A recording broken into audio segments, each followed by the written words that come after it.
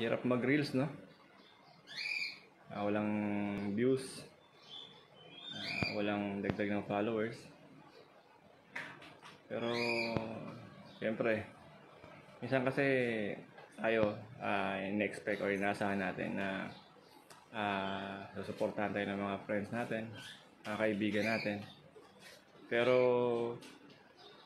alam nyo, isa, dalawa, tatlo lang talaga yung mga totoong kaibigan natin na susuporta sa atin. So wala mang nakasupport sa atin ng mga kaibigan natin, pero for sure nanonood yan. So nakikimarites yan sa mga ginagawa natin. So isa yan sa mga dapat na gawin nating inspirasyon. Dahil siyempre kailangan natin ipagpatuloy yung mga nasimulan natin. Diba?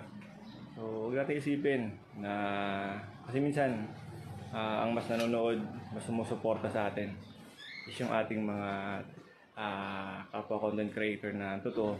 Hindi naman talaga natin sila mga tunay na kakilala, kaibigan, pero nandyan sila, di ba? Nakasuporta sa atin. So, laban lang. Huwag natin masyadong isipin na hanggang dito lang tayo.